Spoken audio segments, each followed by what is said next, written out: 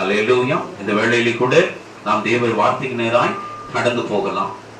இந்த நாட்களிலே ஆண்டவர் நமக்கு கொடுக்கிற வார்த்தை என்ன? போன வாரத்திலே நீங்கள் மன்னிப்பது குறித்து எப்படி மன்னிக்க வேண்டும், என்ன மாதிரி மன்னிக்கணும் என்பதை பார்த்தீர்கள். அதோடு கூட சேர்ந்து இந்த காரியத்தை என்ன செய்யுங்கள், நீங்கள் வீட்டிலே ஆராய்ந்து பாருங்கள். அப்பதான் யாரை மன்னிக்கணும், யாரை மன்னிக்க கூடாது, யாருக்காக ஜெபிக்கணும், யாருக்காக ஜெபிக்க கூடாது என்கிற அறிவு உங்களுக்கு வரும். சோ அதனால இன்னைக்கு கிறிஸ்தவர்கள் மத்தியில் இருக்கிற பெரிய பிரச்சனை என்ன அப்படின்னா, யாருக்காக மனம் இறங்கணும், யாருக்காக ஜெபிக்கணும், யாருக்காக இரக்கம் செய்யணும் என்கிற நிலை புரியாதனால என்ன செய்யறாங்க, நிறைய குழப்பம் அடைகிறார்கள். அதற்காக தான் இதை என்ன செய்கிறேன், உங்களுக்காக எடுத்து வந்திருக்கிறேன். நான் இன்னைக்கு நாம் பார்க்க போகிற தலைப்பு சத்துருக்கள் துன்மார்க்கர். அப்படின்னா இங்கிலீஷ்ல எனிமீஸ் த விக்கெட். அப்படின்னா இந்த ரெண்டு காரியங்களை நீங்க பார்க்க போறீங்க. சத்துருக்கள்னா உங்களுக்கு நினைப்பு வர்றது என்னது? சத்துருக்களை சிநேகியுங்கள். துன்மார்க்கரை அப்படின்னு கேட்டா உங்களுக்கு சரியா புரிதல் இல்லைல்ல. சோ சத்துருக்கள்னா யாரு, துன்மார்க்கர்னா யாரு என்கிறத என்ன செய்ய போறீங்க, இன்னைக்கு நீங்கள் தெளிவாக படித்து நீங்கள் புரிந்து கொண்டு ஜெபத்தில் என்ன செய்யுங்க, சரியா நீங்கள் ஜெபிப்பீர்களானா உங்க வாழ்க்கையை நீங்கள் ஜெயிக்க முடியும். ஹல்லேலூயா. எடுத்துக்கொள்வோம் மத்தேயுவின் சுவிசேஷம் 10வது அதிகாரம். மத்தேயு சுவிசேஷம் 10வது அதிகாரம் 36வது வசனம். மத்தேயு 10:36. நாம எங்க இருந்து ஸ்டார்ட் பண்ணலாம்? நம்ம வீட்ல இருந்து ஸ்டார்ட் பண்ணுவோம். அதுதான் ரொம்ப நல்லது இல்லையா? நம்ம வீட்ல இருந்து ஸ்டார்ட் பண்ண போறோம். எடுத்துக்கொள்ளுங்க. மத்தேயு 10:36 சொல்லுது, ஒரு மனுஷனுக்கு சத்துருக்கள் அவன் வீட்டாரே. ஹல்லேலூயா. என்னங்க திடீர்னு வீடுதான் சத்துருன்ட்டீங்க? ஒண்ணும் இல்ல. நீங்கள் ஜெபிக்கிற குடும்பம் அப்படிமா இருக்கிறீங்க அப்படின்னு பாத்தீங்கன்னா, தன் வீட்டிலே வருகிற காரியம் என்னை விட ஜெபம் தான் முக்கியமா, என்னை விட ஊழியங்கள் தான் முக்கியமா, எனக்கு செய்வதை விட கர்த்தருடைய அன்பு தான் ரொம்ப முக்கியமா எங்க நிலை வருது இல்லையா? அதுதான் சத்துரு. அப்படின்னா உங்களை விரோதிக்கிறார்கள், உங்களை எதிரியாக அவர்கள் பார்க்கிறார்கள். அதனாலதான் உங்களுக்கு தொல்லைகளை கொடுக்க முடியாம மாறுறாங்க.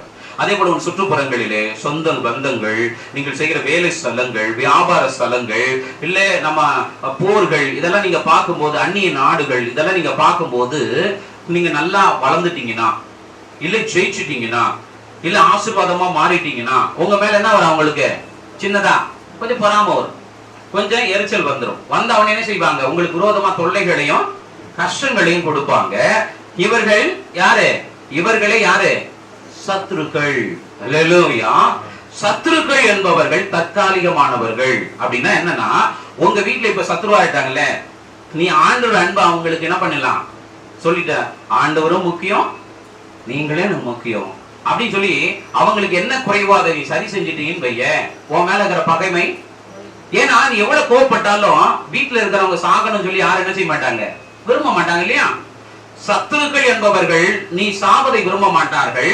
ஆனால் அவர்களுக்கு எதிராகவோ இல்ல உயர்வை அடைகிற போது அவங்களுக்கு என்ன வரும்?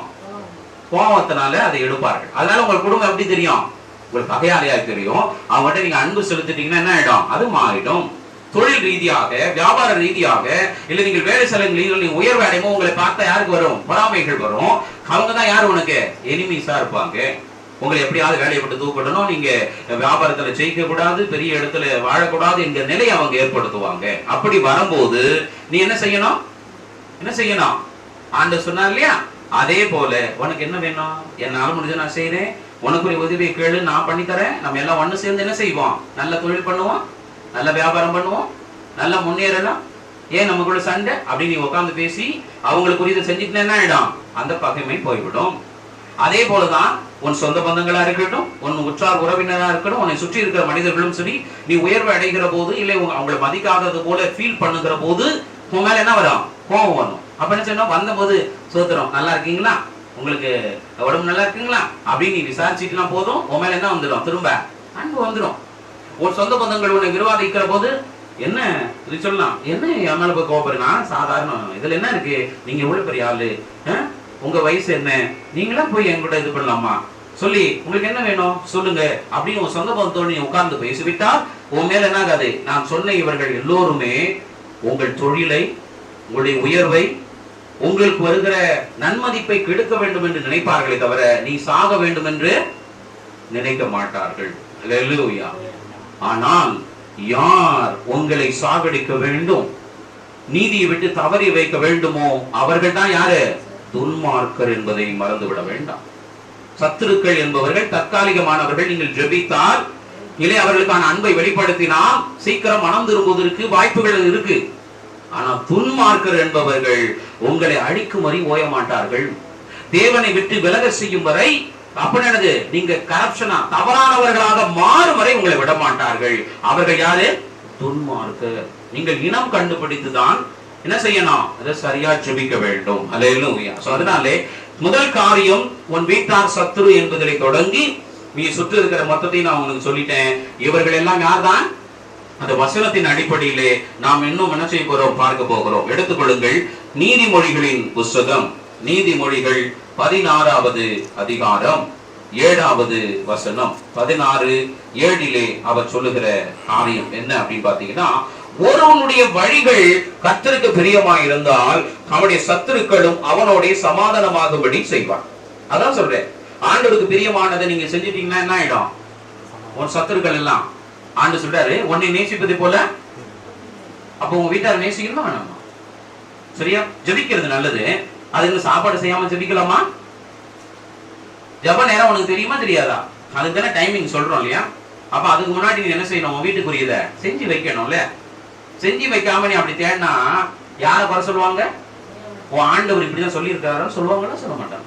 அப்ப அந்த தடை யார் ஏற்படுத்துறா? நீங்க தான் ஏற்படுத்துறீங்க. ஏன்னா உங்களுக்கு கால டைம் தெரியும் என்னைக்கு எப்ப ஜெபம் பண்ண போறோம். அதுக்கு முன்னாடி உங்க வேலைகளை செய்து விட்டால் அவர்கள் என்ன செய்வாங்க? என்ன செய்வாங்க? நீ ஜெபத்துக்கு போ, ஊழியத்தை செய், நல்லதான செய்யறன்னு சொல்லி அனுப்பி வைப்பார்கள். அதனாலதான் ஆண்டு சொல்லுகிறா, யாருக்கு என்ன செலுத்த வேண்டுமோ அதை சரியாய் செலுத்தி விட்டால் உங்களுக்கு என்ன வந்துடும்? உன் வீடு என்ன ஆயிடும்? உனக்கு சொர்க்கமா மாறிடும்.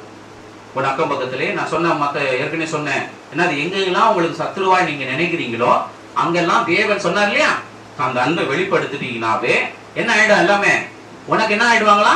சமாதானமாகும்படியாக அவர் செய்வார் என்று சொல்றாரு. அதனாலதான் தெளிவுபடுத்துறாரு, அவனுடைய சத்துருக்களும் அவனோட சமாதானமாகும்படி செய்வார்கள். இவங்களுக்கு தேவையானது ஒன்னே ஒண்ணுதான், அவங்களை மதிக்கணும். அவங்களுக்கு என்ன செய்யணும்?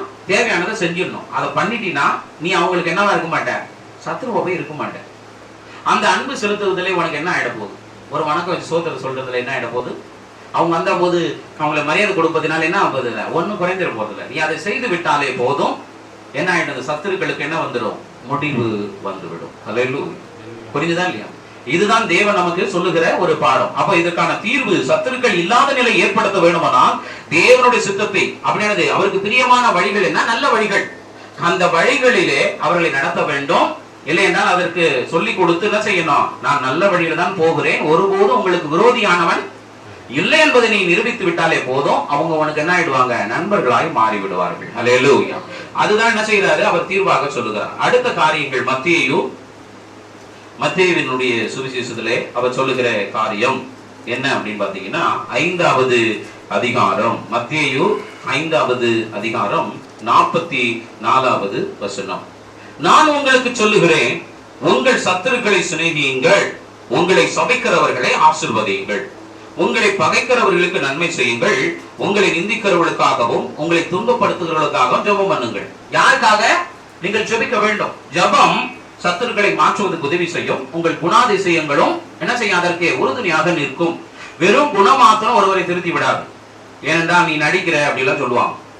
ஜெபம் பிளஸ் உங்களுடைய குணம், அதுவும் தேவனால் நிறைந்த குணம், அது உங்களுக்குள்ள வரும்போதுதான் சத்துருக்கான முடிவு வரும்.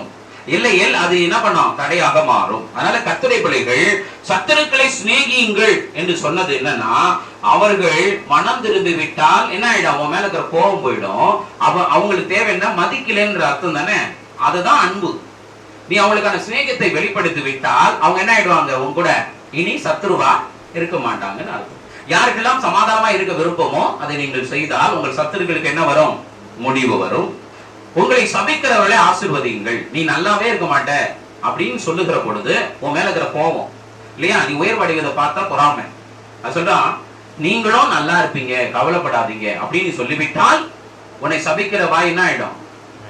சரியாயிடும். அவ்வளவுதான், வேற ஒண்ணும் கிடையாது. அடுத்த சொல்றாரு, உங்களை பகைக்கிறவர்களுக்கு நன்மை செய்யுங்கள். உங்களை ஏன் பகைக்கிறார்கள் அப்படின்னா, எனக்கு கண்டுக்க மாட்டேங்கிற வாங்க நம்ம ஒத்துமையோடு இருப்போம், உங்களுக்கு என்ன வேணுமோ நான் செய்யறேன், நீங்க எனக்கு என்ன வேணுமோ நீங்க செய்யுங்க அப்படின்னு போய்விட்டால் அது என்ன ஆயிடும்? பகையை என்ன ஆயிடும்? போய்விடும். அவ்வளவுதான் விஷயம். சரியா? பகை போக வேணுமானால் நீங்க என்ன செய்யணும்? காம்ப்ரமைஸ் பண்ணணும். பண்ணிட்டீங்கன்னா முடிஞ்சு போச்சு. அவ்வளவுதான். அடுத்தது அவர் சொல்லுகிறது, உங்களை துன்பப்படுத்துவதற்காக ஜெபம் பண்ணுங்கள். துன்பம் ஏன் படுத்துகிறார்கள்? ஏன் படுத்துறாங்க? நீ உயர்வடைய கூடாதுன்னு தான் படுத்துறாங்க. சோ அதனால துன்பப்படுத்துகிறவர்களுக்கு நாம் என்ன செய்ய முடியாது. ஏன்னா அவங்க கொடுமையான நிலைக்கு கடந்து போயிட்டாங்க. சாதாரண கிரியெல்லாம் போய் என்னவாயிட்டாங்க? கொடுமை என்னது? அது ஒரு எல்லை தாண்டி போறாங்கன்னு அர்த்தம் போது ஜெபம் தான் பண்ணணும். அதுக்காக என்ன செய்யணும்? நீங்க துன்பப்படுத்துகிறவர்களுக்கு அன்பு புரிய வேண்டும் என்பதை நீங்க உணர்த்தி விட்டால், நீங்க ஜெபம் பண்ணால் இதற்கான முடிவு வந்துவிடும். அல்லேலூயா. அடுத்ததாக ரோமரின் புத்தகம் 12வது அதிகாரம், ரோமர் 12வது அதிகாரம் 19 21 வசனங்களை உங்களுக்காக நான் வாசிக்கிறேன். பாருங்க, 19:21 பாருங்க. பிரியமானவர்களே, பழி வாங்குதல் எனக்குரியது, நானே பதில் செய்வேன் என்று கர்த்தர் சொல்லுகிறார் என்று எழுதியிருக்கிறபடியால் நீங்கள் பழி வாங்காமல் கோபாக்கினைக்கு இடம் கொடுங்கள். அல்லேலூயா. ஆண்டவர் சொல்ற இன்னொரு விஷயத்தை உங்க சொல்ற. ஏன் ஆண்டவர் சத்துருவை சிநேகிக்க சொன்னார்? ஏன் ஜெபம் பண்ண சொன்னார்? ஏன் துன்பப்படுத்துவதற்கு விரோதமாக எதையும் செய்யாமல் ஜெபி என்று சொன்னார் அப்படின்னு பார்த்தீங்கன்னா, முன்னாடி எல்லாம் பாத்தீங்கன்னா மனுஷனுக்கு மனிதன் நியாயம் தீர்த்து கொண்டான். அதனாலே அவனும் தவறு செய்ய ஆரம்பிச்சான். ஒருத்தன் அடிச்சானா நீ அடிச்சா ஈக்குவலா முடிஞ்சிச்சா இல்லையா? அப்ப அங்க முடிவு வருமா? முடிவு வராது. அதனாலதான் ஆண்டவர் ஒரு சொல்யூஷனை உங்களுக்கு எளிமையாக்குனார். என்னன்னா, சத்துருக்கள் இருக்க கூடாதானால் அவனை போல நீ என்னவா இருக்க கூடாது? சத்துருவா மாறக்கூடாது. பழி வாங்குதல் யார் கூடியது? நான் தான் யாரை அழிக்கணும் வாழ வைக்கணும் என்பதை தீர்மானிப்பேன். நீ அதை செய்தால் உனக்கு என்ன பண்ணணும்? நான் தீர்மானிக்க வேண்டிய நிலைமை வரும். உன்னையும் அவனை அழிக்க வேண்டுமானால் உன்னையும் தான் அழிக்கணும் இல்லையா? பதில் செய்ததுனால. அதனால நீ நல்லா இருக்கணும்னு நினைச்சீங்கன்னா நீ இனிமேல் சத்துருக்கு விரோதமாக எதையும் செய்ய வேண்டாம், நானே அதற்கான பதிலை ஏற்படுத்துவேன் என்று சொல்ற. அப்ப அது சொல்றதுனால நீ என்ன மாதிரி நடந்துக்கணும் தேவ பிள்ளைகள் அப்படின்னா, நீங்கள் பழி வாங்காமல் கோபாக்கினைக்கு இடம் கொடுங்கள். அப்படின்னா நீங்களே பழிக்கு பழி பண்ணிட்டீங்கன்னா அது திரும்ப தொடரலாம், அதுக்கு முடிவே இருக்காது. ஆனால் தேவனுக்கு விட்டு கொடுக்கும் போது, தேவன் சொன்ன நல்ல வழிகளை நீங்கள் செய்து மன்னித்து ஜெபித்து நீங்கள் அன்பு கூறுகிற போது தேவன் என்ன செய்வாரு? சில பேர் நீ என்ன அன்பு கூறினாலும் எவ்வளவுதான் இருந்தாலும் உன் என்னதான் பார்ப்பாங்க? சத்ருவாதான் இல்ல எதிராளியா தான் பார்த்துக்கிட்டே இருப்பாங்க. அப்படிப்பட்டவர்களை யார் தான் மாற்றணும்? ஆண்டவர் தான் மாற்றணும். அதுக்கு நீ என்ன செய்யணுமா? என்ன செய்யணும்? பதில் செய்யாம ஜெபம் பண்ணி கொண்டு உன்னுடைய நற்கிரிகளை செய்ய வேண்டும். அப்படி செய்தால் யார் எது பண்ணுவான்? யார் கோபம் வரும்? என் ஆண்டவருக்கு கோபம் வரும். உனக்கு எவ்வளவு அன்பு செலுத்துறாங்க, நீ எவ்வளவு பகைத்தாலும், நீ எவ்வளவு கஷ்டங்களை கொடுத்தாலும் நீ நல்லா இருக்கணும் ஜெபிக்கிறார்கள். ஆனாலும் நீ அவர்களை என்ன செய்யணும்? அழிக்க வேண்டும் என்பதிலே நோக்கமா இருக்கிறபடியினாலே யாருக்கு கோபம் வரும்?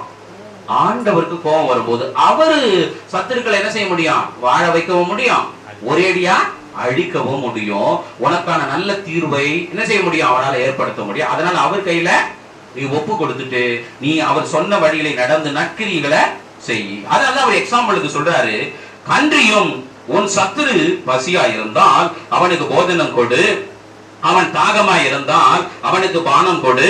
நீ இப்படி செய்வதனால் அக்கினி தழலை அவன் தலையின் மேல் குவிப்பாய். நிறைய பேர் இந்த வசனத்தை கேட்கும் போது சத்துரு அப்போ என்கிட்ட பேசுறதெல்லாம் எதுக்காக?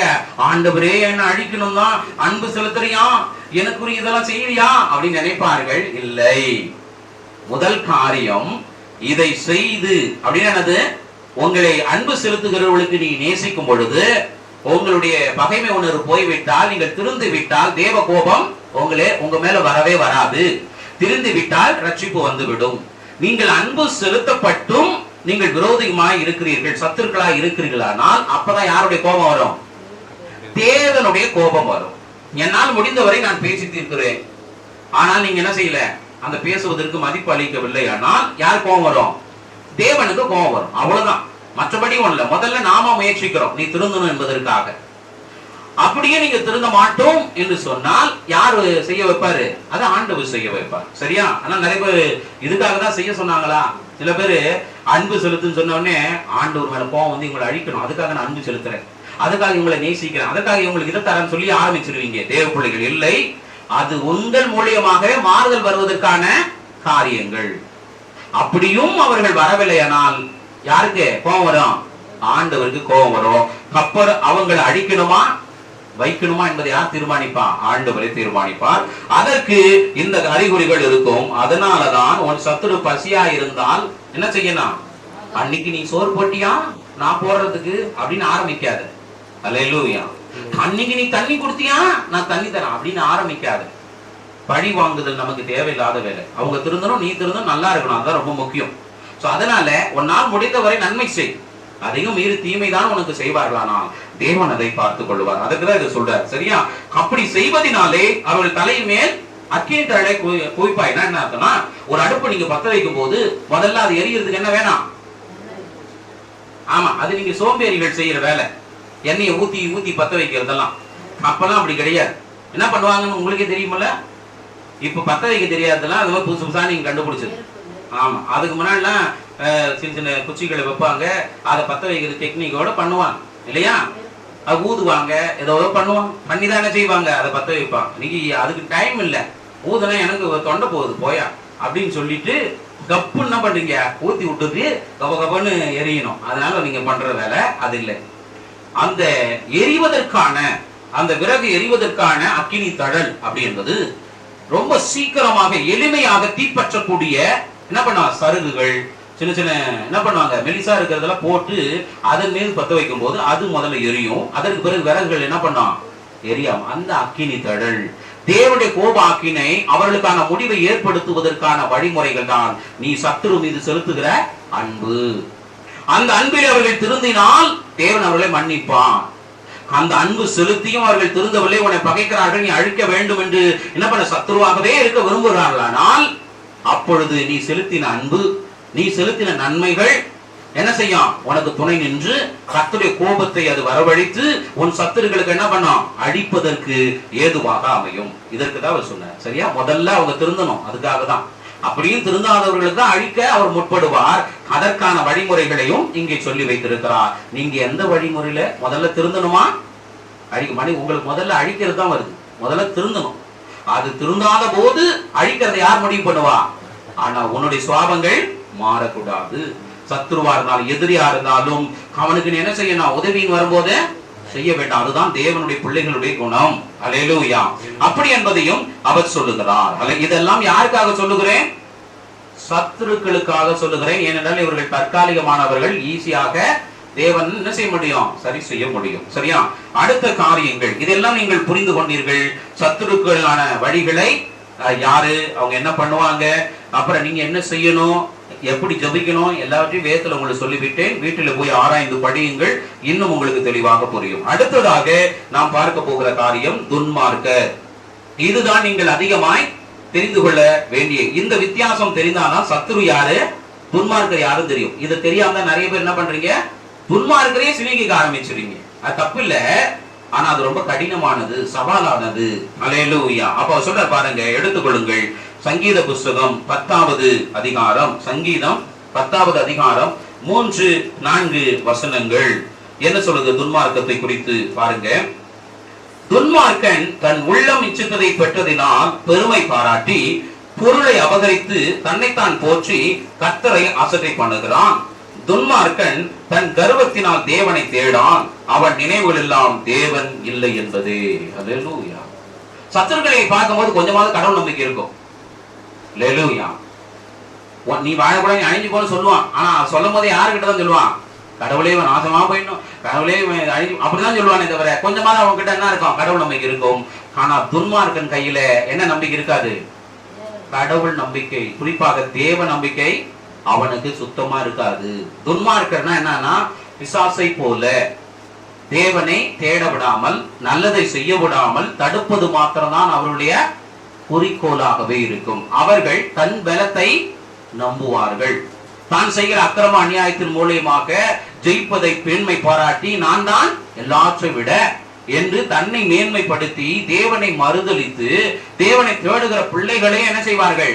அவர்கள் மறுதலிக்க வைப்பார்கள். அவர்கள் தான் யாரு? துன்மார்க்கர். எளிமையை புரிந்து கொள்ளனா, ஒரு பிள்ளை மனம் திரும்பி சபைக்கு வரணும் வருதுன்னு வையேன், அந்த பிள்ளை கண்ணீரோடு இருக்கும்போது, வேதனையோடு இருக்கும்போது அவங்களுக்கு உதவி செய்ய யாருமே போயிருக்க மாட்டார்கள். ஆண்டவர் அறிந்து அவங்களுக்காக ஜெபம் பண்ணி அவங்க தேவாலயத்துக்கு வருகிற தருவாயில சில பேர் என்ன செய்வாங்க, அவங்களோட போய் நீங்க சர்ச்சைக்குள்ள போவாத, இதை செய்யாத, அங்க போவாத, இவர்கள் தான் உண்மையான துன்மார்க்கர். ஏன்னா உண்மையாகவே நீ அவன் மேல் அக்கறை இருந்திருந்தால் என்ன செய்திருக்கணும், அவன் கஷ்டப்படுகிற போது நீ அவனை வாழ வைத்து சீர்பொருந்தி இருக்க வேண்டும். நீ செய்யல என்றதுனாலதான் அவர்கள் யார் இடத்துல வந்தார்கள், இயேசுவின் இடத்திலே சபையை தேடி ஓடி வந்தார்கள். நீ அவர்களை வாழவும் வைக்கல, அவர்களும் வாழணும்னு நினைத்தாலும் அவர்கள் என்ன பண்ற, அவங்களை தடுக்கிறனா நீ தான் இருக்கிறதுலயே மோசமான பேயை போன்ற துன்மார்க்கர்கள். ஏன்னா அவங்களை வாழ விட மாட்டேங்கிற, சாவும் விட மாட்டேங்கிற.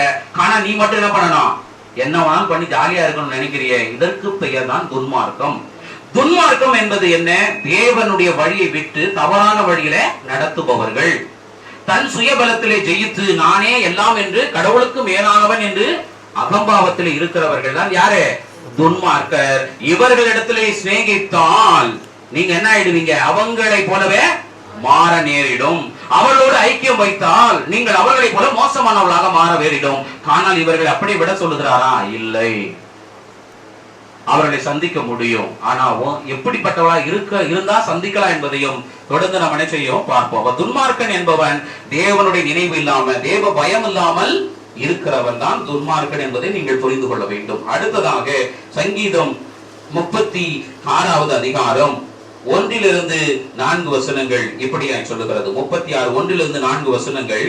துன்மார்க்கனுடைய துரோக பேச்சு என் உள்ளத்திற்கு தெரியும், அவன் கண்களுக்கு முன்பு தெய்வ பயம் இல்லை. அவன் தன் அக்கிரமம் அருவருப்பானது என்று காணப்படும் அளவும் தன் பார்வைக்கேற்றபடி தனக்கு தானே இச்சகம் பேசுகிறான். அவன் வாயின் வார்த்தைகள் அக்கிரமமும் வஞ்சனம் உள்ளது. புத்தியாய் நடந்து கொள்வதையும் நன்மை செய்வதையும் விட்டுவிட்டான். அவன் தன் படுக்கையின் மேல் அக்கிரமத்தை யோசித்து நல்லதல்லாத வழியிலே நிலைந்து பொல்லாப்பை வெறுக்காதிருக்கிறான். அல்லேலூயா. துன்மார்க்கனுடைய நினைப்பு ஃபுல்லா என்ன இருக்கும், காலையில எழுந்ததுல இருந்து நைட்டு தூங்குற வரைக்கும் எவனை நாசம் பண்ணோம், எவனை அபகரிச்சோம், யாருக்கு அக்கிரம் பண்ணோம், யாரை புறம் பேசினோம், யாரை நிந்தித்தோம், எத்தனை பேர் அழ வைத்திருக்கிறோம், எத்தனை பேர் நஷ்டப்படுத்தி இருக்கிறோம், யாரெல்லாம் ஆண்டவர் விட்டு பிரிச்சு இருக்கிறோம், யாரெல்லாம் ஜெபிக்க விடாம பண்ணி இருக்கிறோம், எத்தனை பேரெல்லாம் நம்மளால முடிஞ்சவருக்கு தொல்லை கொடுத்து கண்ணீரோட இதைதான் யோசிப்பான். இவருடைய குணங்கள் எப்படி இருக்கும், எப்படி இருக்கும், நல்லதை சிந்திக்க மாட்டார்கள். தான் செய்கிற தவறு என்பதே உணர்வே இல்லாமல் தங்கள் அக்கிரமத்தை என்ன செய்வாங்க, தைரியமாய் தெய்வ பயம் இல்லாமல் செய்வார்கள். இவர்கள் யாரு, துன்மார்க்கர்.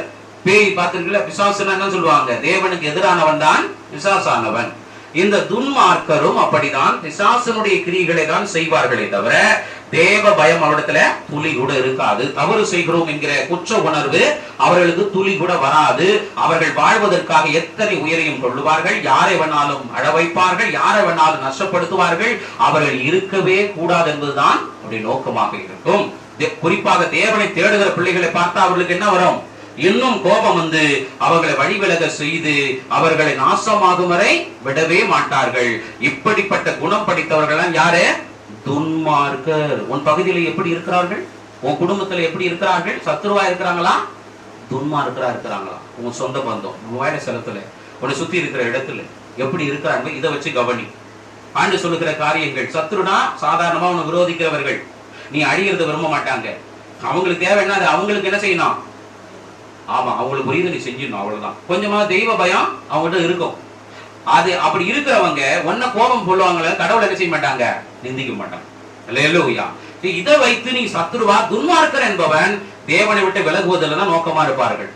நீ நல்ல வழியில போனா உனக்கு எடுத்து என்ன செய்யணும், கெட்ட வழியில போக வைக்கிறதே நோக்கமாக இருப்பார்கள். இவர்கள் யாரு, துன்மார்க்கர். இதை அனலைஸ் பண்ணீங்கன்னா தான் யாரை மன்னிக்கணும், யாருக்காக ஜெபிக்கணும் என்பதை நீங்கள் கவனித்துக் கொள்ள வேண்டும். அடுத்ததாக அவர் சொல்லுகிற காரியம் சங்கீதம் 1வது அதிகாரம், சங்கீதம் 1வது அதிகாரம் 4, 5, 6 வசனங்களை குறித்து இப்படி அவருடைய நிலைமை குறித்து சொல்லுது. துன்மார்க்கரோ அப்படி இராமல் காற்று பறக்கடிக்கும் பதரை போல் இருக்கிறார்கள். ஆகையால் துன்மார்க்கர் நியாய தீர்ப்பிலும் பாவிகள் நீதிமான்களின் சபையிலும் நிலை நிற்பதில்லை. கர்த்தர் நீதிமான்களின் வழி அறிந்திருக்கிறார், துன்மார்க்கரின் வழியோ அழியும். அல்லேலூயா. துன்மார்க்கர்கள் எப்படி இருப்பார்கள், பதரை போல் இருப்பார்கள். அவர்கள் நிலையற்றவர்கள். அவருடைய வாழ்க்கை என்ன ஆயிடும், அழிந்து போகக்கூடியது என்பதை நீங்கள் புரிந்து கொள்ள வேண்டும். துன்மார்க்கம் என்பது பெரிய விஷயம் இல்ல. அவர்கள் அழிவுக்கு உள்ளானவர்கள். நிச்சயம் அவர்கள் ஒரு நாள் அழிக்கப்படுவார்கள். அடுத்த சொல்றாரு, துன்மார்க்க நியாய தீர்ப்பிலும் பாவிகள் நீதிமான் சபை நிலைநிற்பதில்லை. அப்படி என்ன தெரியுமா? அவங்களுக்கு நியாய விசாரணை பண்ண மாட்டார். அவங்களுக்கான தண்டனை எழுதப்பட்டு விட்டது. நிச்சயம் அவங்களுக்கான தண்டனை கொடுக்கப்படும். அவர்களுக்கு மன்னிப்பு, பாவ மன்னிப்பு என்பது கிடையாது. ஏனென்றால் பேய்களுக்கு என்ன அல்ல, பாவ மன்னிப்பு கிடையாது. ஏனென்றால் அவர்கள் பிறரை அழிக்கிறதிலே நோக்கமாக இருப்பதினாலும் தேவனை விட்டு விலக செய்வதனாலும் அவர்களுக்கு தண்டனை இருக்குமே தவிர என்ன இருக்காது, பாவ மன்னிப்பாகிய தேவ சபையில என்ன செய்ய முடியாது, அவங்களால குடிகொள்ள முடியாது. அதனாலதான் அவங்க முதல் டார்கெட் சபையை என்ன செய்யணும், அழிக்க வேண்டும். அதுவும் குறிப்பாக ஆண்டவரை தேடுகிறவள அவங்களுக்கு சுத்தமா பிடிக்காது. அவங்களும் என்ன செய்ய மாட்டாங்க, ஜெபிக்க முன்வர மாட்டார்கள் என்பதை நீங்க அவங்க பார்த்தா, நீங்க சபைக்கு கூப்பிடுங்க, எரிச்சல் ஆயிடுவாங்க. சபைன்னு சொன்னாலே இதாயிடும். ஆண்டவர் பேரை சொன்னாலே அவங்களுக்கு கோபம் வந்து எரிச்சல் ஆயிடுவார்கள். இவர்கள் தான் துன்மார்க்கர். இவர்கள் ஒருபோதும் தேவனுடைய சித்தத்தை செய்ய மாட்டார்கள். தேவனுக்கு விரோதமானதை செய்கிறவர்கள். இவர்கள் பேய்த்தனத்திற்குரியவர்கள். இவர்களையே வேதம் என்ன சொல்லுது, ஆனால் அவர்கள் அழிவது உறுதி என்றும் சொல்லுகிறது. அவர்கள் அழியாமல் இருக்கவும் முடியும் என்பதையும் அடுத்து வருகிற வசனங்கள் மூலியமாக உங்களுக்கு உதவி செய்வோம். அவர் சொல்றாரு, நீதிமான்களை வழி அறிந்திருக்கிறார். நீ ஒழுங்கா இருந்தா உன்னை நடத்துவர் அவர். துன்மார்க்கர்களுக்கு என்னதான் வரும், அழிவுதான் வரும். திருந்தாதவரை என்ன செய்ய வரும், அவங்களுக்கு அழிவு வரும். அடுத்து அவர் சொல்லுகிற காரியம், அப்போ இந்த துன்மார்க்கர்களுக்கு முடிவு கட்ட வேண்டும். என்னெல்லாம் செய்யலாம் அப்படி என்பதை நாம் பார்க்கிறோம். அதே சங்கீதம் 1ஆம் அதிகாரம் 1வது சொல்லுது, துன்மார்க்கருடைய ஆலோசனையில் நடவாமலும் பாவிகளுடைய வழியில் நில்லாமலும் பரியாசக்கார உட்காரும் இடத்தில் உட்காமலும். நல்லா புரியும். சத்துருக்களுக்கு ஒரு வணக்கம் வச்சுட்டா என்ன பண்ணிடுவாங்க, நல்லா இருக்கேமா, நீ நல்லா இருக்குன்னு சொன்னா அவங்க என்ன செய்வாங்க, நல்லா இருக்குன்னு சொல்லிட்டு கேட்டுட்டு அதோட அவங்களுக்குள்ள கோவமே போயிடும். அல்லேலூயா. ஆனா துன்மார்க்கர்கள் அப்படி அல்ல. நீ எவ்வளவுதான் அன்பு செலுத்தினாலும் சரி, நீ அவர்களோடு இதே போல நடக்கணும்னு நினைச்சு, அவங்களை திருத்தணும் நினைச்சு நீ அவங்க கூட ஆலோசனையில் நீ அவங்க கூட உட்கார்ந்துட்டீன்னா அவங்களாம் திருந்த மாட்டாங்க. ஒன்ன ஆண்டவரை தேட விடாம ஆக்கி அதை விட மோசமானவர்களாய் மாற்றும் வரை உனக்கு என்ன சொல்லுவாங்க, தவறான துர் ஆலோசனையை சொல்லிக் கொண்டே இருப்பார்கள். ஜெபம் பண்ணாத, சர்ச்சைக்கு போகாத, இதை செய்யாத, அதை செய்யாத, நல்லது செய்யாத, வா நம்ம என்ன பண்றோம் எல்லாம் செய்யறேன் அப்படின்னு சொல்லி உன்னை கெடுக்கிற வரை உனக்கு என்ன செய்வார்கள், தப்பான ஆலோசனையை சொல்லிக் கொண்டே இருப்பார்கள். இவங்க இடத்துல போய் நீ மனம் திரும்ப வைக்கிறேன், அவங்களை சீர்படுத்துற போன நீ என்ன ஆயிடுவ, ஸ்ட்ராங் இல்லாம இருந்தீனா நீ என்ன பண்ணிடுவ, அவங்களை தூக்கி வரன்னு சொல்லி நீ விழுந்துருவ. ரொம்ப ஜாக்கிரதையா இருக்க வேண்டும். அவனுடைய ஆலோசனை விட்டு நீ விலகிரு. அதான் ரொம்ப துஷ்டனை கண்டால் அதேதான், பாவியை கண்டால் துஷ்டனை கண்டால் தூர விலக்கு, அப்படிதான் சொல்லி இருக்கிறாங்க. சொல்றாரு, பாவிகளுடைய வழியில் இல்லாமலும். அப்ப மனம் திரும்பாம துணிகரமா இருக்கிறவங்க கிட்ட நீ என்ன பண்ணாத, நீ என்ன பண்ணா கொஞ்சம் நவருங்கள்னு சொல்லாத, அவங்களை தாண்டி நீ போய்கிட்டே இரு. கடந்து போக வேண்டும். இவர்களை நீ என்ன செய்யணும், கடந்து போக வேண்டும். இவ்விடத்துல விவாதம் செய்வது வீணான விஷயம். நீ தேவையில்லாத செய்வதனால உனக்கு தான் என்ன வரும், நீ போய் அந்த ஆபத்துல சிக்கிக் கொள்ளுவாய். அவர்களை விட்டு என்ன செய்யணும், நீ விலகி போயிடு. அதான் ரொம்ப நல்லது. அடுத்து சொல்றாரு, பரியாசக்கார உட்காரும் இடத்தில் உட்காராமலும். எப்போ ஒருத்தவங்களை பத்தி கிண்டல் கேலி பண்ணி அவங்கள பார்த்து சிரிச்சு அதில் சந்தோஷப்படுகிறார்களோ அப்படிப்பட்ட துன்மார்க்கருடைய கூட்டத்தில் என்ன செய்யாத, தயவு செய்து போய் உட்காராத, உட்கார்ந்து கதை பேசாத. ஏனென்றால் உன்னை பேசுகிறவர்கள் இன்னொருத்தரையும் பேசுவார்கள். உன் கூட பேசிட்டு நீ அப்படி போன உடனே உன்னை பற்றியும் பேசுவார்கள். அவருடைய நிலையே பிறரை பரியாசம் பண்ணி தன்னை என்ன செய்யணும், சந்தோஷமாக வைத்துக் கொள்ள வேண்டும் என்கிற கொடூரமான மனம் படைத்தவர்கள். பேய் பாத்தீங்கன்னா ஒருத்தனை அழிச்சாதான் பேய்க்கு சந்தோஷம் வரும். அது போலதான் அவங்களுக்கும் 4 பேரை பத்தி பரியாசம் பண்ணி கிண்டல் அடிச்சு அவங்களை அழ வச்சு அவங்களை நோக அடிச்சுட்டு அப்பாடா இன்னைக்கு எத்தனை பேரை பண்ணோம்னு சொல்லி சந்தோஷப்படுகிற எண்ணமுடையவர்கள் தான் துன்மார்க்கர்கள். அவருடைய பரியாச கூட்டத்திலே உட்காருவானால் உனக்கு என்னதான் நடக்கும், அதே நிலைமை தான் வரும். உன்னையும் ஒரு நாள் பரியாசம் பண்ணுவார்கள். நீயும் ஒரு நாள் அவர்களை போல மாறி எப்படி மாறிடுவேன், கொடூரமான மனிதர்களாக மாறி விடுவீர்கள். அதனால முடிஞ்ச அளவுக்கு அவங்களை என்ன பண்ணிட்டு அவாய்ட் பண்ணிட்டு அவங்க இடத்துல நீ உட்காராமல் இரு. அதுதான் உனக்கு நல்லது என்பது வேதம் தெளிவுபடுத்துகிறது. அடுத்த காரியம் சொல்லுகிறார், சங்கீதம் 37வது அதிகாரம். சங்கீதம் 37வது அதிகாரம் 35 40 வசனங்களிலே நான் உங்களுக்கு வாசிக்கிறேன். சங்கீதம் 37 35 40. கொடிய பலவந்தமான ஒரு துன்மார்க்கனை கண்டு அவன் தனக்கேற்ற நிலத்தில் முளைத்திருக்கிற பச்சை மரத்தை போல் தழைத்தவனாயிருந்தான். ஆனாலும் அவன் ஒளிந்து போனான். பாருங்கள், அவன் இல்லை. அவனை தேடினேன், அவன் காணப்படுவதில்லை. நீ உத்தமனை நோக்கி செம்மையானவனை பார்த்திரு. அந்த மனுஷனுடைய முடிவு சமாதானம். அக்கிரமக்கார ஏகமாய் அழிக்கப்படுவார்கள். அறுப்புண்டு போவதே துன்மார்க்கருடைய முடிவு. நீதிமானுடைய ரட்சிப்பு கர்த்தரால் வரும். இக்கட்டு காலத்தில் அவரே அவர்கள் அடைக்கலும். கர்த்தர் அவர்களுக்கு உதவி செய்து அவர்களை விடுவிப்பார். அவர்கள் அவரை நம்பி இருக்கிறபடியால் அவர்களை துன்மார்க்குடைய கைக்கு தப்புவித்து ரட்சிப்பார். நீங்க நல்லா ஜெபம் பண்ணி உங்களை பாதுகாத்துக் கொள்ள வேண்டும். அவர்களுக்காக இல்ல, யாருக்காக? உனக்காக. என்ன பண்ணணும்? துன்மார்க்கிட்ட வரும்போது நீ உன்னை பாதுகாத்துக் கொள்ள வேண்டும். நீ ஆண்டோட ஜெபம் பண்ணி ஒழுங்கா இருந்தா உன்னை காப்பாத்துவ. துன்மார்க்கன் கையில் இருந்தும் சரி, உனக்கு இருக்கிற கஷ்டத்தில் இருந்து என்ன செய்வாரு? அவர் பாதுகாத்து உன்னை நல்லபடியா வச்சுக்குவாரு. ஆனா துன்மார்க்கர்கள் எவ்வளவுதான் செழுமையாக வளமாக ரொம்ப சந்தோஷமா இருக்கிறதை போல நீங்க எண்ணினாலும் அவங்க முடிவு என்னதான்? அழிவுதான். அவர்கள் நிலை நிற்க மாட்டார்கள். அவங்களுடைய நோக்கம் என்னது? அழிப்பது தானே. அதேதான் தேவனும் அவர்களுக்கு என்னதான் கொடுப்பாரு? அழிவை தான் கொடுப்பார். ஹல்லேலூயா. அதனால துன்மார்க்கருடைய வளத்தை பார்த்து ரொம்ப ஜாலியா இருக்கிற நினைக்காத. அவங்க முடிவு அழிவு. நீ யாருடைய வழியை பார்க்கணுமா? கர்த்தருக்கு உண்மையா இருந்து எப்படி வளர்ச்சி அடைஞ்சாங்க, எப்படி ஆசீர்வாதமா இருக்கிறாங்க, அதை பார்த்து ஓடுனீங்கன்னா நீ நல்லா இருப்ப. அதை விட்டுட்டு கெட்டவர்களை பார்த்து, துன்மார்க்கரை பார்த்து, இவங்கள மேல இருக்கிற பார்த்து எவ்வளவு மரியாதை கொடுக்குறாங்க, எவ்வளவு ஜாலியா இருக்கிறாங்க நினைச்சுக்கிட்டு இருந்தையே, அவங்க அல்பாயுசில காணாம போற மாதிரி நீ என்ன ஆயிடுவ? காணாம போயிடுவ. நல்வழியை தான் நீ பார்த்து ஓட வேண்டும். அப்பொழுது துன்மார்க்கர்களுக்கான முடிவு இப்படிதான் இருக்கும். அடுத்து அவர் சொல்லுகிற காரியம், துன்மார்க்கர்களுக்கும் தேவன் நினைச்சு கொடுப்பாரு, திருந்துவதற்கு ஒரு வாய்ப்பையும் கொடுக்கிறார். அப்ப எடுத்துக்கொள்ளுங்கள், ஏசாயாவின் புஸ்தகம் 55வது அதிகாரம் 7வது வசனம். 55:7 வசனம் இப்படியே சொல்லுகிறது, துன்மார்க்கன் தன் வழியையும் அக்கிரமக்காரன் தன் நினைவுகளை விட்டு கர்த்தரிடத்தில் திரும்ப கடவன். அவர் அவன் மேல் மனதுருகுவார். நம்முடைய தேவனத்திற்கே திரும்ப கடவன். அவர் மன்னிக்கிறதுக்கு தயை பொறுத்திருக்கிறார். அவரு பாவி, சத்துரு, துன்மார்க்கெல்லாம் இல்ல. முதல் காரியம் அவருக்கு என்ன? எல்லாரும் திருந்தணும். அதுதான் ரொம்ப முக்கியம். திருந்தலன்னா தான் அழிவுக்கே போவார். ஆனா துன்மார்க்கர் விஷயத்துல ஜனங்களை ஏன் எச்சரிக்கையா இருக்க சொல்றாருன்னா, நிறைய பேர் சொல்லுவாங்க இல்லையா, பலம் இல்லாதவர்கள், விசுவாசம் இல்லாதவர்கள் இதை சரி என்ன பண்ணி பார்க்க வேண்டாம், ஆபத்தானு சொல்லுவாங்க இல்லையா. அது போல நினைக்க கூடாது. உங்க வீட்டுல ஒரு பாம்பு வந்துருச்சு, சரியா? இந்த பாம்பை நீங்களே ஹேண்டில் பண்ணுவீங்களா இல்ல யாருன்னா கூப்பிடுவீங்களா? முடிஞ்சளவு முயற்சி பண்ணுவீங்க இல்லையா? பாம்பு பிடிக்கிறவங்க மாதிரி பிடிச்சிருவீங்களா? பிடிக்க மாட்டீங்களா? ஆமா. ஆனா அவங்க உயிரோட என்ன பண்ணுவாங்க? ஏன்னா அந்த பாம்பை எப்படி ஹேண்டில் பண்ணணும்னு அதுல சாகசம் பண்ண நினைச்சா நீதான் செத்துருவ. புரியுதா?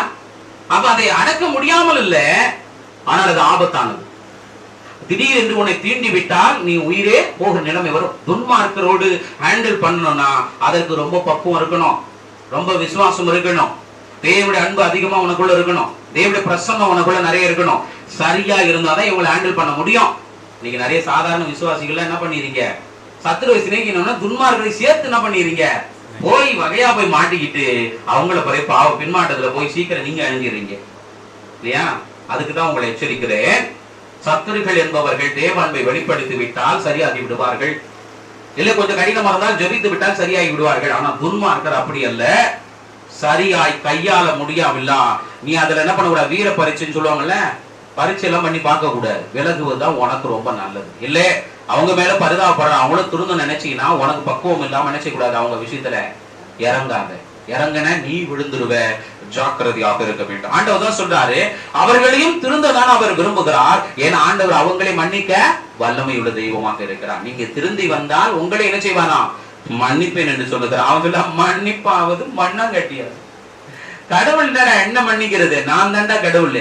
பாக்குறியா? இப்ப பாரு, 1 லட்சம் ரூபாய் கொடுத்து ஒன்னே காலி இருக்கிறோம், கடவுள் காப்பாதும் அப்படின்னு தான் பேசுவானே தவிர தேவ பயம் இடத்துல வரவே வராது.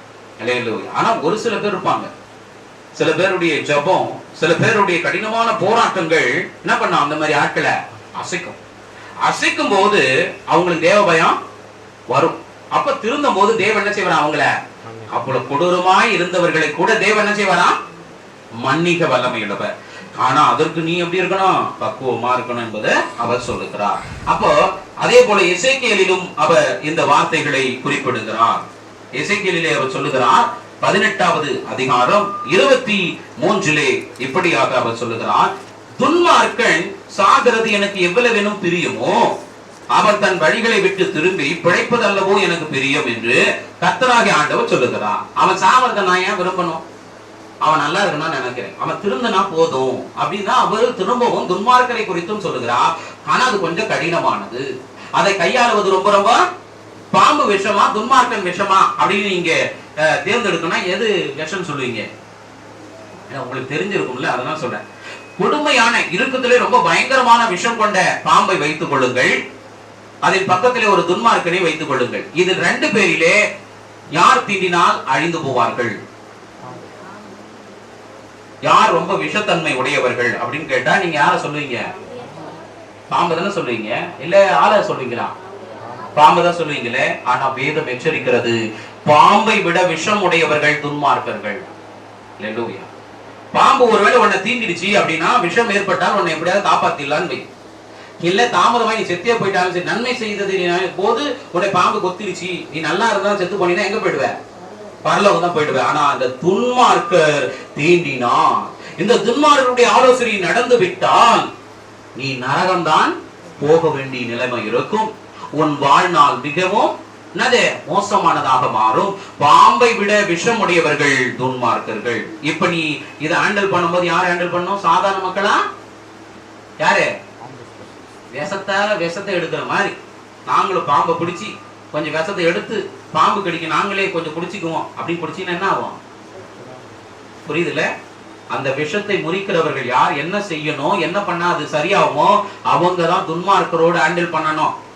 அதுக்குதான் உங்களுக்கு சொல்றது, சில ஆலோசனைகள் இல்லாமல் நீங்களே செயல்படாதீர்கள். போதருடைய ஆலோசனை இல்லாமல், தேவ சுத்தம் இல்லாமல், பக்குவப்படாமல் துன்மார்க்கரோடு என்ன செய்யாதீர்கள், எதிர்த்து நிற்க வேண்டாம். அவர்களை விட்டு விலகுவதான் உங்களுக்கு நல்லது.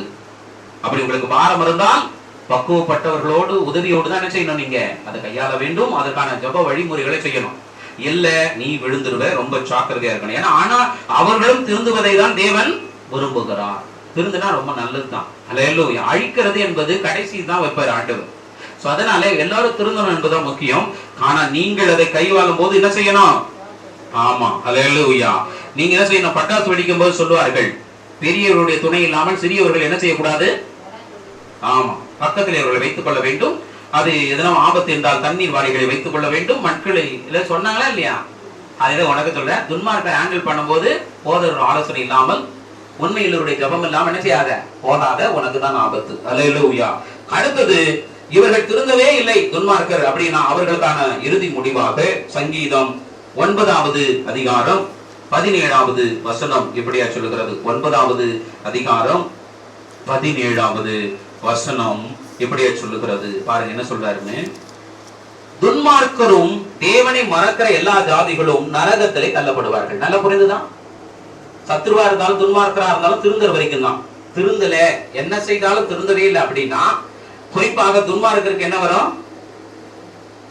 ஏன்னா அவங்களை தேவனை மறுதளிப்பாங்க, தேவனுக்கு விரோதமானதான் செய்வாங்க. சோ அதனால அவங்களுக்கு தான் நரகத்துல முதல் இடம் உண்டு. அடுத்தது, தேவனை மறக்கிற ஜனம். யாரெல்லாம் ஆண்டவரே வேணாம், நல்ல வழியே வேணாம், நல்லதை சொல்லுகிற தெய்வமே எங்களுக்கு வேண்டாம், நாங்கள் அக்கிரமணியம் பண்ணால் எங்களை கண்டுகொள்ளாமல் இருக்கிறதான் வேண்டும் என்று வேணுமென்றே அதை தீர்மானித்து திருந்தாமல் நல்வழியை தேர்ந்தெடுக்காம துணிகரமா இருக்கிறாங்க இல்லையா? இப்படிப்பட்ட ஜனங்களும் யாருடைய பிள்ளைகளாக மாறுகிறார்கள்? பிசாசனுடைய பிள்ளைகளாக இருக்கிறார்கள். அவர்களும் துன்மார்க்கரோட நரகத்திலே தள்ளப்படுவார்கள். ஏன்னா இவங்களுக்கு தெரியும், தெரிஞ்சா கூட என்ன செய்ய மாட்டாங்க, திருந்த மாட்டாங்க. அப்படிப்பட்டவர்களும் நரகத்திலே போவார்கள். இவர்கள் இறுதி முடி என்னதான்? நரகம்தான் என்பதை நீங்கள் மறக்க வேண்டாம். அடுத்ததாக பாருங்க, அவர் சொல்றாரு, நாம் என்ன செய்யணும்? இந்த சத்துருக்களிலே, இந்த துன்மார்க்கரின் கிரியிலிருந்து நாம் என்ன செய்ய வேண்டும் என்பதை என்ன செய்யணும்? நீங்கள் என்ன பண்ணணும்? அறிந்து கொள்ள வேண்டும். எடுத்துக்கொள்ளுங்கள் 1 பேதுருடைய புஸ்தகம் 3வது அதிகாரம் 8லிருந்து 17 வசனங்கள். மேலும் நீங்கள் எல்லாரும் ஒருமனப்பட்டவர்களும் இரக்கம் உள்ளவர்களும் சகோதர சிநேகம் உள்ளவர்களும் மன உருக்கம் உள்ளவர்களும் இணக்கம் உள்ளவர்களுமாயிருந்து தீமைக்கு தீமையும் உதாசீனத்திற்கு உதாசீனத்தையும் சரிகட்டாமல் அதற்கு பதிலாக நீங்கள் ஆசீர்வாதத்தை சுதந்திரித்துக் கொள்ளும்படி அழைக்கப்பட்டிருக்கிறீர்கள் என்பதை அறிந்து ஆசீர்வதியுங்கள். அல்லேலூயா. ஆண்டவர் ஏன் சபிக்க வேணாம்னு சொன்னாரு? ஏன் எதிர்த்து நிக்க வேணாம்? நீங்க எப்படியுமே முடிஞ்ச அளவுக்கு ஆண்டவரை போல என்ன செய்யணுமா? எல்லாரோடையும் அன்போடு சமாதானத்தோடு இணக்கமாக உபசரித்து மரியாதையோடு நடந்து கொள்வதை அவர் விரும்புகிறார். ஏன் அதை செய்ய சொல்லுகிறார் அப்படின்னா, அவங்களை போல நீயும் நடந்து விட்டால் அவங்களுக்கு உனக்கு என்ன இல்ல, வித்தியாசம் இல்லாமல் போய்விடும். அதே போல ஆண்டு சொல்லுகிறார், சகல ஜாதிகளும் உனக்குள் என்ன பண்ணணும்? ஒன்னால எல்லா மக்களுக்கும் என்ன பண்ணணும்? நல்லா இருக்கணும்.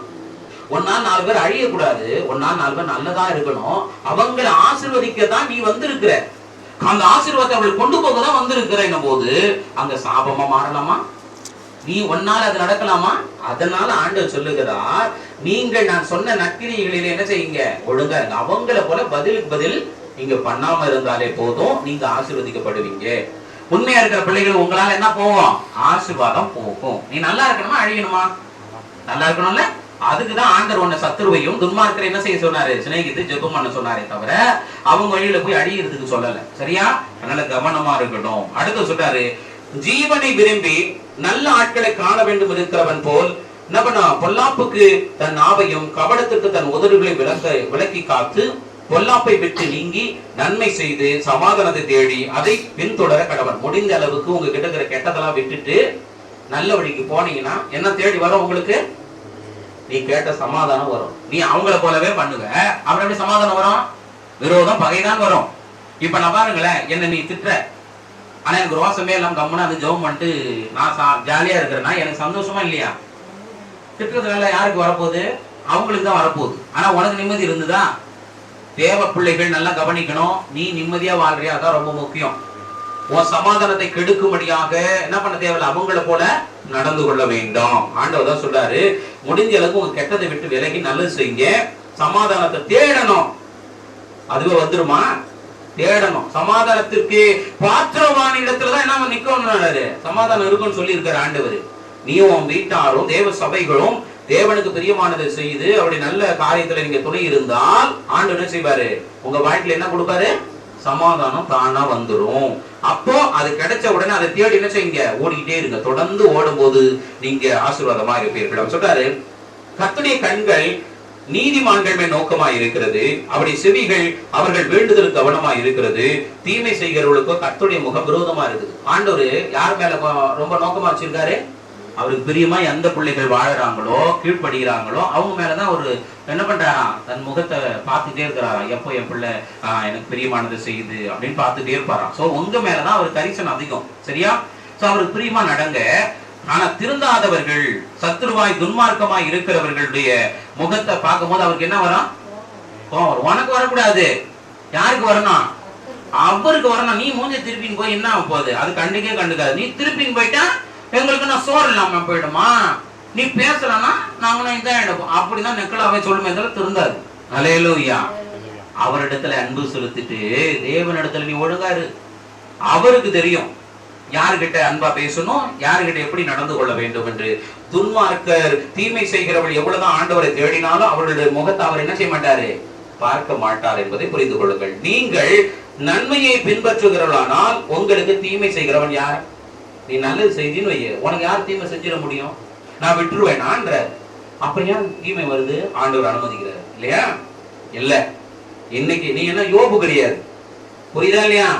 யோபுவை விட யோபு உத்தமனா இருந்த பிறகுதான் என்ன ஆனாரு? முத்தமனுக்கு துன்பம் வந்தால் அது கடவுளுக்கே வருகிற துன்பம், அதை அவர் பார்த்துக்குவாரு. ஆனா நீயும் நானும் அப்படி கிடையாதுப்பா. நீங்கள் உத்தமர்களும் கிடையாது, ஒழுங்கானவங்களும் இல்லை. சரியில்லாததான் தீமை நம்மளை தேடி வருது. நீ ஆராய்ஞ்சு பாரு, யாரெல்லாம் உத்தமமா இருந்தீங்கன்னு. எவ்வளவு ஒழுங்கினம் இருக்கிறது. அதுல கொஞ்சம் இருந்துட்டு நீ என்ன பண்ணுவ? நான் தான் எல்லாத்தோட பரவாயில்லன்ற. இல்ல, தீமை வருமானால் உங்கள் சரியில்லைன்றதுனாலதான் அதிகமா வரும். ஒருவேளை நீ சரி இருந்து வந்தா நீ பயப்பட வேண்டிய அவசியமே இல்லை. ஏன் தெரியுமா? ஒன்ன தொடுகிறவன் யாரை தொடுகிறான்? அது ஆண்டவரை சோதிக்கிறதுக்கு சமம். அவர் விட்டுருவாரா? அதை அவர் பார்த்துக்குவார். உன்னை அழிக்கவும் முடியாது என்பதை அவர் வெளிப்படுத்தி காட்டுவார். உன்னை எவ்வளவு ஆசீர்வதிக்கிறார் என்பதையும் அவர் காட்டுவார். ஆனால் தீமை செய்வதனாலே உங்களுக்கு அது வருமானால் நீங்க ஒழுங்கா இருந்துக்கணும். அதுதான் ரொம்ப முக்கியம். நீங்க நன்மையை பின்பற்றினால் உங்களுக்கு தீமை செய்ய ஒருவனா வர முடியாது. ஆண்டவர் விடவும் மாட்டார், ஆண்டவர் அனுமதிக்கவும் மாட்டார் என்பதை வசனம் தெளிவுபடுது. நீதியை நிமித்தமாக நீங்கள் பாடுபட்டால் பாக்கியவான்களாக இருப்பீர்கள். அவருடைய பயமுறுத்தல் நீங்கள் பயப்படாமலும் கலங்காமலும் இருந்து கர்த்தராகிய தேவனை உங்கள் இருதயங்களை பரிசுத்தம் பண்ணுங்கள். உங்களில் இருக்கிற நம்பிக்கை குறித்து உங்களிடத்தில் விசாரித்து கேட்கிற யாவருக்கும் சாந்தத்தோடும் வணக்கத்தோடும் உத்தரவு சொல்ல எப்பொழுதும் ஆயத்தமாயிருங்கள். ஹல்லேலூயா. நீ மட்டும் நீதிக்காக ஓடுற பிள்ளையா இருந்தால், ஆண்டவருக்காக உண்மையா ஓடுற பிள்ளையா இருந்தால், உனக்கு விரோதமா யாரும் என்ன செய்ய முடியாது, எதுவும் பண்ண முடியாது. அவங்களுக்கு பயமுறுத்துதலுக்கோ அவங்க கிரிகளுக்கு நீ என்ன செய்ய வேணாம், பயப்பட வேண்டிய அவசியம் இல்லை. ஆனா தப்பு ஒன்றை இருந்தா பயந்துதானே ஆகணும். சொல்லுங்க, நீ கரெக்டா இருந்தால் நீ யாருக்கும் பயப்பட வேண்டிய அவசியம் இல்லை. ஆண்டு சொல்றாரு. அதனால அவர் சொல்லுகிறான், யாரை பரிசுத்தம் பண்ணுங்கள், தேவனை உங்கள். அப்ப ஆண்டவர் பரிசுத்தம் இல்லையா? ஆண்டவர் பரிசுத்தம் தான். உனக்குள்ள இருக்கிறதுனால அவர் எப்படி தெரியுறாரு? உன்னை பாக்குறவங்க பார்க்கும்போது என்ன சொல்றாங்க, ஏசு நல்லவரா சொல்றாங்க. ஐயா ஐயா அதுவும் கிறிஸ்டின் வாயை திறக்கட்டுமே. இப்ப யார சொல்றாங்க, அவங்க யார சொல்றாங்க? உங்களுக்கு புரியல? புரிஞ்சா உங்களுக்கு புரியும். கிறிஸ்தவர்கள் ஒரு பாட்டில் எடுத்துக்கொள்ளுங்க, புரியுதா? அதுல உள்ள அழுக்கா இருக்கு, சரியா? நல்ல தண்ணி ஊத்துற, சரியா? நல்ல தண்ணி ஊத்துன உடனே அந்த வாட்டர் பாட்டில பாரு எப்படி இருக்கும். தண்ணி சுத்தமானதுதான். உள்ள இருக்கிற நீ எந்த பொருள்ல அதை வெளிப்படுத்துறியோ அது எவ்வளவு சுத்தமானதா இருந்தாலும் உலகத்திற்கு அது என்னவாதான் காட்டும். இன்னைக்கு கிறிஸ்தவர்கள் ஒழுங்கினமா இருக்கிற வரை இயேசுவ என்னவாதான் காட்டும். ஏன்னா உங்களுக்கு ஒன்னும் ஆகலன்றதுனால பத்தியா அப்படின்னு தான் நினைப்பாங்க. அல்லேலூயா. சோ கர்த்தரை பிள்ளை நல்லா புரிந்து கொள்ள வேண்டும். அதனால்தான் சொல்லுகிறார், தேவனை உங்கள் இருதயத்திலே சுத்தம் பண்ணுங்கள். அப்படின்னா என்ன அர்த்தம்? அவர் பரிசுத்தம் உள்ளவர், அவரை தேடுகிற நீங்கள் அவரை போல நடந்து கொள்ளுங்கள்னு அர்த்தம். அது நீ நடந்தாதான் அப்படி மகிமைனா என்னன்னு ஓ மூலியமா மக்களுக்கு தெரியும், துன்மார்க்கனுக்கு தெரியும், சத்துருவா இருக்கிறவங்களுக்கு தெரியும். நீயும் அவர்களை போல அசுத்தத்தோடு தேவனை தேடுகிற போது என்னதான் நினைப்பாங்க, யாரையும் சேர்த்துதான் சொல்லுவான், என் ஆண்டவரையும் சேர்த்துதான் சொல்ல ஆரம்பிப்பார்கள். அல்லேலூயா. அதனாலதான் நீ ஒழுங்கா சுத்தமாக தேவன் எப்படி வெளிப்படுவாரு, உன்கிட்ட இருந்து பரிசுத்தம் உள்ளவராக வெளிப்படுவார். அப்ப ஜனங்களுக்கு போய் சேரும். அப்ப அதுதான் சொல்றாரு, இதை நீங்கள் இது பண்ணி தேவன் மீதான நம்பிக்கையோடு நீங்கள் யார் வந்தாலும் இது பண்ணாலும் சாந்தத்தோடும் வணக்கத்தோடு உத்தரவு சொல்ல எப்படி இருந்தாலும் நீங்க என்ன செய்யணும், தயாரா இருக்கணும். கோபம் வர்றதை விட தேவனுடைய பொறுமையினால என்ன செய்யணும், நீங்க இருக்க வேண்டும் என்பதை அவர் கற்றுக் கொடுக்க விரும்புகிறார். இதுதான் இன்றைக்கு இருக்கிற சத்துருக்கள் மத்தியிலும் துன்மார்க்கர் மத்தியிலும் நீ என்ன செய்யணும், நடந்து கொள்ள வேண்டிய விஷயம். அல்லேலூயா. அடுத்து அவர் சொல்லுகிற காரியம், கிறிஸ்துவுக்கேற்ற உங்கள் நல்ல நடக்கைகளை தூஷிக்கிறவர்கள் உங்களை அக்கிரமக்காரர் என்று உங்களுக்கு விரோதமாய் சொல்லுகிற விஷயத்தில் வெட்கப்படும்படிக்கு நல் மனசாட்சியுடையவா இருங்க. நீ நல்லா இருந்துட்டு உன்னை திட்டுறாங்கன்னு வையேன், அப்ப என்ன செய்வாங்க, ஒரு நாள் நீதி விளங்கும்.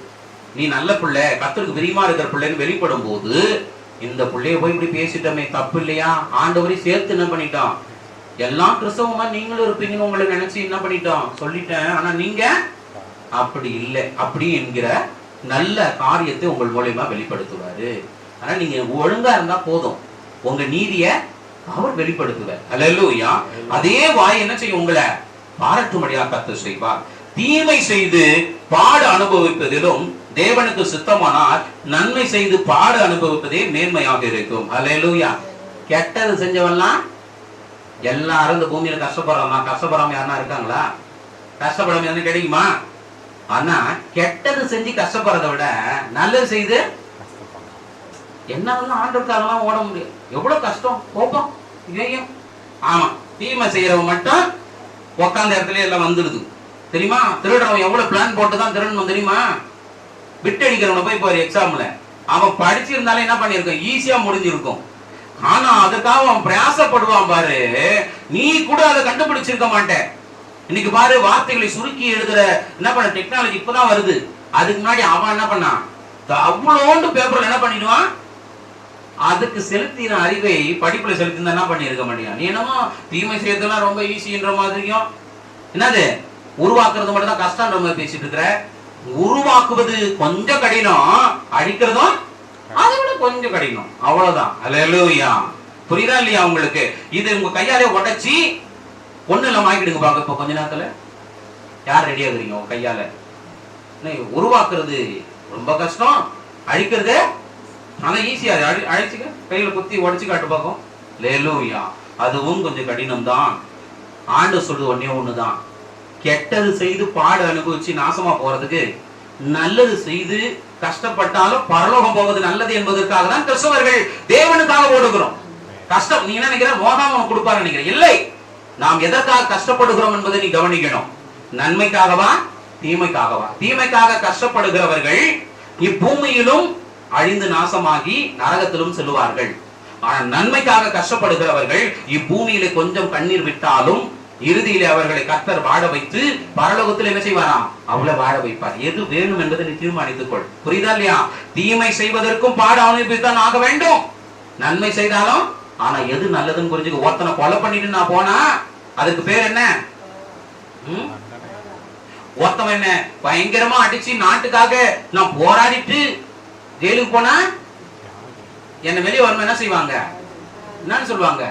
தியாகிங்க. அவரு சுதந்திர போராட்ட தியாகி. அதே மாதிரிதான் நான் ஏதோ ஒண்ணு பண்ணிட்டு போயிட்டேன்னா என்ன பண்ணிடுவாங்க? உலகார பாவிங்க, மோசமானவன் அப்படின்னு சொல்லுவாங்க. ரெண்டுக்கு இருக்கிற வித்தியாசம் புரிந்து கொள். தேவனுக்காக நன்மை செய்து நீங்கள் பாட அனுப்புவது தியாகம். கர்த்தர் உங்களை மகிமைப்படுத்துவார். ஆனா தீமை செய்கிறவர்களுக்கு இந்த உலகம் கொடுக்கிறது என்ன? நாசமா போடுவடா பாவி, கொல்லாதவனே அப்படின்னு. அது மாதிரி ஆயிடக்கூடாதுன்னு ஆண்டு சொல்றாரு. தீமை செய்து அழிவதை விட நன்மை செய்து தேவனோடு இருப்பது நலம். இப்ப சொல்லுங்க, எது வேணும்னு நீயே தீர்மானித்துக் கொள். வசனத்தை நீங்க சரியாய் படித்தால் இந்த நிலைமை உங்களுக்கு வராது. இப்படிதான் நீங்கள் இருக்கணும் அந்த கடைசி நாட்களிலே. அப்பதான் சத்துருக்களை துன்மார்க்கரை நீங்கள் மேற்கொண்டு தேவனுடைய பரலோக ராஜ்யத்தை சுதந்திரிக்க முடிந்த அளவுக்கு ஆண்டவரை போல சமாதானமா அன்பா இருந்து என்ன செய்யுங்க? சிநேகித்து ஜெபம் பண்ணி ஒழுங்குபடுத்துவதுதான் முக்கியம். அழிக்கிறது அர்த்தம் தான். முதல்ல என்ன செய்யணும்? மனித குலம் திருந்த வேண்டும். அதுக்கு தான் உடனே என்னை அழைச்சார். நம்மளால 4 பேர் நல்லா இருக்கணும்னு தான் அழைத்திருக்கிறார், அழிக்கிறது இல்லை. அப்படி அவர்கள் திருந்தாத போது அழிவை யார் பார்த்துக் கொள்வா? ஆண்டவர் பார்த்துக் கொள்வா. நீ உண்மையா இருந்தா உன்னை யாரும் எதுவும் பண்ண முடியாது. அல்லேலூயா. கடைசியாக மல்கியாவின் புஸ்தகம் 3வது அதிகாரம் 18வது வசனத்தை நாம் வாசித்து ஜெபிக்கலாம். பாருங்க, மல்கியாவின் புஸ்தகம் 3வது அதிகாரம் 18வது வசனம் இப்படியே சொல்லுகிறது பாருங்க.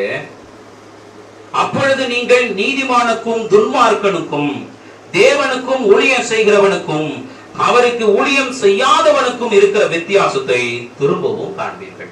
எந்த காலகட்டத்திலும் சரி, எவ்வளவு சத்துருக்களும் துன்மார்கள் பெருகிற காலகட்டத்திலும் சரி, ஆண்டவர் ஒரு வித்தியாசத்தை ஏற்படுத்துவார். என்ன? முன்னாடி வாசித்ததை போல தேவனுக்கு பிரியமான பிள்ளைகளாக நீங்கள் சரியாய் வாழ்கிற பொழுது இந்த கடைசி காலத்துல என்ன வரும்? வித்தியாசத்தை ஏற்படுத்தும். எப்படிப்பட்ட வித்தியாசம் அப்படின்னா, நீதியா இருக்கிற பிள்ளைகளை தேவன் வாழ வைப்பதையும், துன்மார்க்கன் எவ்வளவுதான் வாழ்ந்தாலும் அவன் அழிவுக்கு தள்ளப்படுவான், நரகம் செல்வது உறுதி என்பதையும் தேவன் வித்தியாசப்படுத்துவார். அடுத்து சொல்றாரு, யாரெல்லாம் தேவனுக்காக உண்மையாய் ஊழியம் செய்கிறார்கள், யாரெல்லாம் தனக்காக ஊழியம் செய்கிறார்கள், உலகத்திற்காக ஊழியம் செய்கிறார்கள் என்பதை என்ன செய்வாராம்? சொல்லுவாங்க. என்கிட்ட யாருமே இல்லை, ஆண்டவர் இருக்கிறாரா? அது முக்கியமா இல்லையா? யார் இருக்கணும்? என் கூட எல்லாரும் இருக்கணுமா? ஆண்டவர் இருக்கணுமா? என் ஆண்டவர் இருந்தால் ஒரு நாள் எல்லாரையும் என்ன செய்வாரு? கொண்டு வர அவர் வல்லமையுள்ள தெய்வமாக இருக்கலாம். தேவனுக்காக உண்மையா ஊழியம் செய்கிறோடு தேவன் இருக்க வேண்டும். அதான் ரொம்ப முக்கியம். உலகத்துக்காக தனக்காக ஓடுகிறவர்களுக்கான வித்தியாசத்தை கடைசி நாட்கள வெளிப்படுத்துவார். அடுத்து அவர் சொல்லுகிறார் பாருங்க, வித்தியாசத்தை திரும்பவும் அப்ப டிஃபரெண்ட் தெரியணுமா இல்லையா? ஆண்டவரை தேடி உண்மையாய் வாழ்கிற கிறிஸ்தவர்கள் யார்?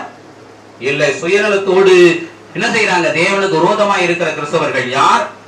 திருந்த மனம் இருந்தும் திருந்தாமல் யார் சத்ருவா இருக்கிறார்கள்? எவ்வளவு என்ன பண்ணோம்? நல்ல காரியங்கள் நடந்தாலும் தேவ பயம் இல்லாமல் அழிவதையே நோக்கமாய் கொண்டிருக்கிற துன்மார்க்கர்கள் யார் என்பதை காலத்துல நீ செய்ய முடியும், அனலைஸ் பண்ண முடியும். வேதம் எல்லாவற்றையும் உங்களிடத்திலே தெளிவுபடுத்திருக்கிறது.